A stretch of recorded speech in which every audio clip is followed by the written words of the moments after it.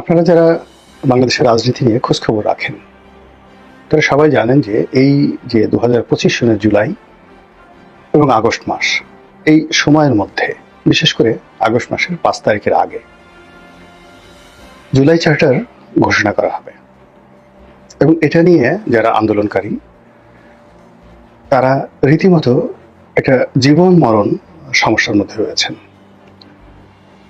একদিকে এই জুলাই চার্টার যেন ঘোষণা করা না হয় এই জন্য সরকারের বিভিন্ন যে পক্ষ রয়েছে এবং রাষ্ট্রযন্ত্রের বিভিন্ন সংগঠন রয়েছে তারা এবং বাংলাদেশে যে ক্ষমতার বলয় রয়েছে সেই বলয় তারা চাচ্ছে যে এই জুলাই সনদটি না হোক।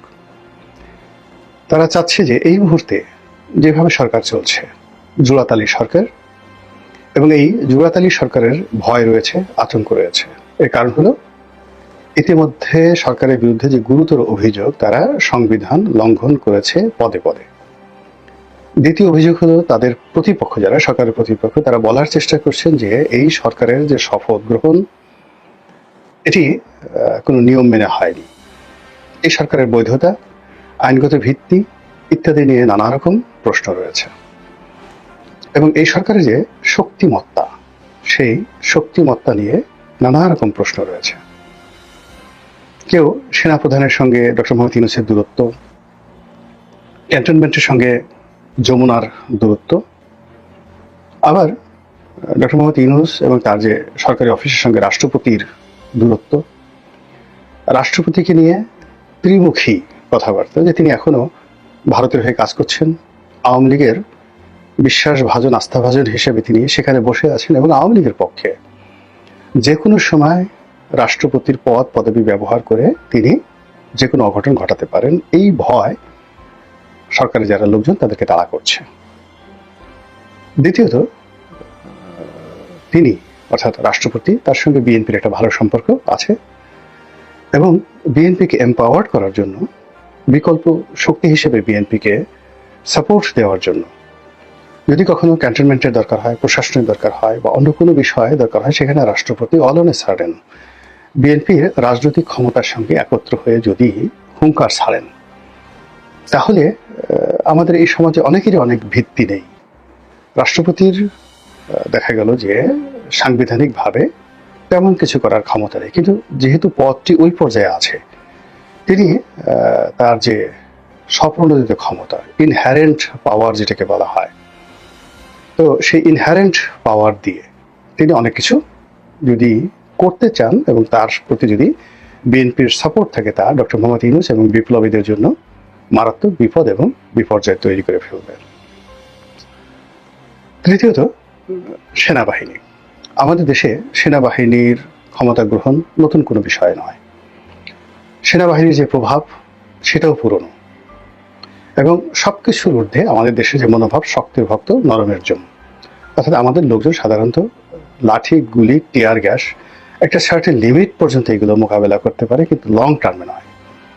ফলে যে আফগান জাতি যারা বছরের পর বছর যুগের পর যুগ যে অ্যারাবিয়ান পেনিনসুলারের যে সকল জাতি, সেটা সিরিয়া বলেন, লিবিয়া, কুয়েত, তারপরে সৌদি আরবিয়া, এদের রক্তের মধ্যে ইরান, মানে শত শত বছর ঘৃণা করার, লড়াই করার, ভালোবাসার একটা ধারাবাহিকতা রয়েছে তাদের রক্তে। কিন্তু আমরা খুব সহজে ভালোবাসি, খুব সহজে ঘৃণা করি, খুব সহজে কেঁদে ফেলি, খুব সহজে আবেগপ্রবণ হয়ে পড়ি, আবার খুব সহজে দৌড় মারি।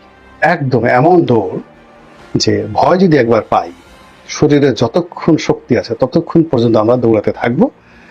তারপর যখন শক্তি ক্ষয় হয়ে যাবে তখন পিছনের দিকে ফিরে দেখার চেষ্টা করবো কেন দৌড়ালাম। এই হলো আমাদের ক্যারেক্টারিস্টিক্স। এটা 5000 বছর আগে যেমন ছিল এখন তেমন আছে। ফলে সেই দিক থেকে সেনাবাহিনীর হাতে যে ক্ষমতা রয়েছে, অস্ত্র রয়েছে, সেগুলোকে ভয় না পাওয়ার কোনো কারণ নেই। সেই ভয় সরকারও পাচ্ছে, সবাই পাচ্ছে। এবং এখানে সেনাবাহিনীর যে কর্মকাণ্ড গত 10 মাসে খুবই যাকে বলা হয় রহস্যজনক। আপনি তাদেরকে সরাসরি দায়ী করতে পারবেন না গত 10 মাসে, আবার তাদেরকে ধন্যবাদও দিতে পারবেন না, তাদেরকে বকাও দিতে পারবেন না, প্রশংসাও করতে পারবেন না। বেহেশত এবং দোজখের মাঝামাঝি তারা এমন একটা অবস্থানে আছেন যে তারা যা চাচ্ছেন এ যাবৎকালে সবই হচ্ছে, কিন্তু কোনোটার দায় দায়িত্ব তাদের নেই। দায় দায়িত্ব কার? বিএনপির, চাঁদাবাজি করে। দায় দায়িত্ব কার? চরমোনাইয়ের, সে বিএনপিকে গালাগালি করে। দায় দায়িত্ব কার? জামাতের, সে সরকারকে সহযোগিতা করে। দায় দায়িত্ব কার? এনসিপির, তারা নতুন একটা রাজনীতি করার চেষ্টা করছে। দায় দায়িত্ব কার? ডক্টর মোহাম্মদ ইউনূসের, তিনি রাষ্ট্র পরিচালনা করছেন। সেনাবাহিনী এখানে সাত ধোয়া তেঁতুলের বিছি, এরকম একটা অবস্থায় হয়ে গেছে। তো এরকম এখন যে অবস্থা, এই অবস্থাতে এমনি এমনি হয়নি। সেখানে যারা আছেন সেনার সদরে, তারপরে ডিজিএফআইতে, এরপরে সেনা গোয়েন্দা সংস্থা, তাদের যে আলাদা রয়েছে 3 বাহিনীতে, তারা এই যে তাদের যে অবস্থানটা 11 মাস ধরে ধরে রেখেছেন, এখানে বুদ্ধি আছে, পরামর্শ আছে, কৌশল আছে এবং পরিকল্পনা রয়েছে। তো এই যে একটা হ্যাফহ্যাজার্ড অবস্থা আমি যা বললাম, সেখানে সরাসরি দুটো পক্ষ একেবারে ডাইরেক্ট। একটা হলো যারা এই বিপ্লব করেছেন, হাসনাত, সার্জিস, মাহফুজ, আসিফ মাহমুদ, সজীব ভুঁইয়া, তারা একটা গ্রুপ একেবারে সরাসরি, যারা এখন এনসিপি রাজনীতির সাথে জড়িত। তাদের জীবন, মরণ, অস্তিত্ব সবই এই বর্তমান সফলতার উপর নির্ভর করে সরকারের। 2 নম্বর হলো যে তারা ইতিমধ্যে বুঝে গেছে, এনসিপি বুঝে গেছে যে আগামীতে যারাই ক্ষমতায় আসুক, মানে সেটা দলটি যদি বিএনপি হয়, তাহলে তাদের পিঠের চামড়া থাকবে না, এটা তারা বুঝে গেছে। 3 নম্বরে যেটা আছে সেটা হলো ডক্টর মোহাম্মদ ইউনূস এবং তার যারা উপদেষ্টা মণ্ডলী। এবং এই উপদেষ্টা মণ্ডলীর মধ্যে আবার 2 থেকে 3টা গ্রুপ আছে। একটা আমলা গ্রুপ, একটা বিদেশি গ্রুপ, মানে বিদেশি ছিল তারা এসেছে তারা, আর একটা এনজিও গ্রুপ। এই 3টে গ্রুপের কেউই নিরাপদ নন। সবাই ইতিমধ্যে অসংখ্য শত্রু তৈরি করে ফেলেছেন এবং তারা তাদের সারা জীবনের যে অর্জন, সেই অর্জন তারা হারিয়ে ফেলবেন। যেমন ধরুন সেই ব্রিগেডিয়ার সাখাওয়াত। তো ব্রিগেডিয়ার সাখাওয়াত 111-এর একজন কুশীলব ছিলেন। তো সেই 111-এর কুশীলব হিসেবে তিনি ওই সময় বিএনপির অফিসে তালা দেওয়া, আওয়ামী লীগকে ক্ষমতায় আনা এবং 1/11 সরকারের সঙ্গে বিএনপির যত দূরত্ব, ইনক্লুডিং তারেক রহমান সাহেব এবং বেগম জিয়াকে মাইনাস করার ক্ষেত্রে নির্বাচন কমিশন যে ভূমিকা পালন করেছে, এবং বাংলাদেশের স্বাধীনতার পরে কোনো নির্বাচন কমিশনার ব্রিগেডিয়ার সাখাওয়াতের মতো এত ক্ষমতাধর, এত প্রভাবশালী ছিল না। এবং গত 15টি বছর ধরে আওয়ামী লীগের জমানাতে তিনি কোনো ক্ষমতাধর না হয়েও যেভাবে ক্যান্টনমেন্ট, তার নিজের ব্যক্তিগত প্রথম আলো এবং দেশি বিদেশি যে চক্র রয়েছে তাদের মধ্যে তিনি যেভাবে তার দাপট বজায় রেখেছেন, এটা বিএনপিকে প্রতিটা মুহূর্তে শুধু খুঁচিয়েছে।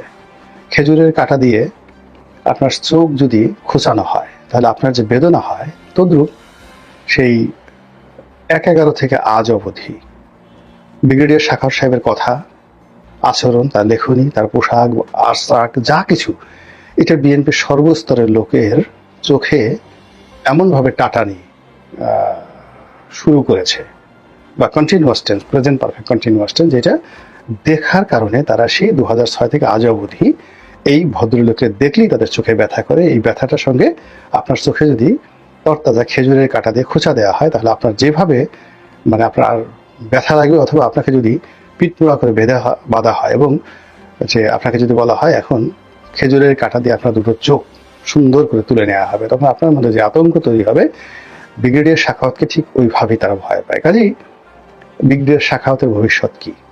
বিএনপি যদি ক্ষমতা আছে, যেখানে 100% বিএনপি ক্ষমতা আসবে নির্বাচনের মাধ্যমে, তো এখানে বিএনপি যেভাবে বসে নেই, ব্রিগেডিয়ার সাখাওয়াত সাহেব সেভাবে বসে নেই।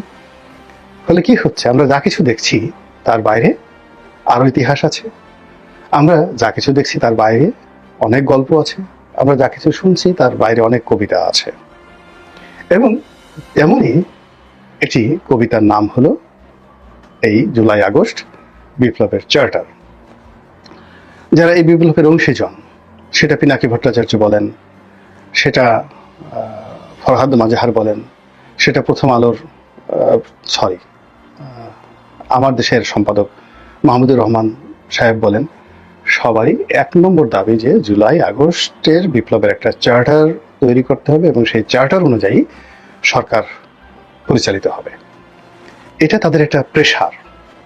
আপনি চিন্তা করুন যে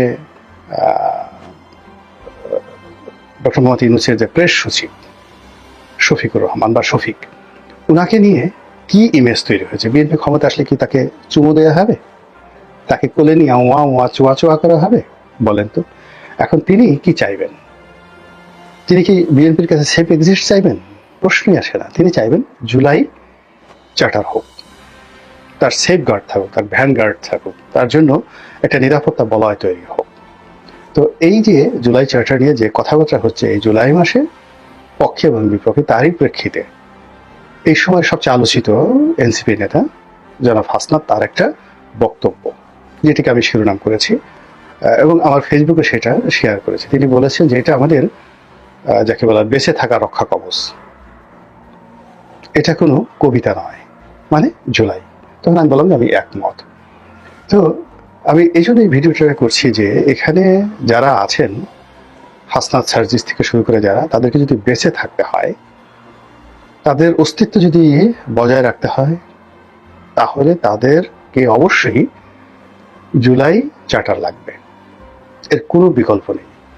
নির্বাচন আজ হলো কাল হলো তাতে তাদের কিচ্ছু আসে যায় না। এনসিপি হলো না হলো কিচ্ছু আসে যায় না। এনসিপি জিতলো বা হারলো কিচ্ছু যায় না, তাদের আসে যায়।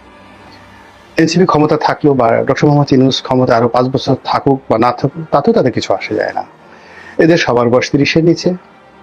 তো এই যারা বিপ্লবী, তাদেরকে যদি প্রতিহিংসা থেকে বাঁচাতে হয়, ফাঁসির মঞ্চ থেকে তাদেরকে বাঁচাতে হয়, তাদেরকে যদি তাদের প্রতিপক্ষর ক্রোধ থেকে, রোষানল থেকে বাঁচাতে হয়, তাদেরকে যদি পরাজিত শক্তি অর্থাৎ আওয়ামী লীগের রোষানল থেকে তাদেরকে বাঁচাতে হয় এবং তাদেরকে বিজয়ী শক্তি আগামী দিনে যারা ক্ষমতা লাভ করবেন তাদের বৈষম্য থেকে, তাদের রোষানল থেকে বাঁচাতে হয়, তাহলে তাদেরকে রক্ষা কবচ হিসেবে এই জুলাই চার্টার তাদের লাগবেই।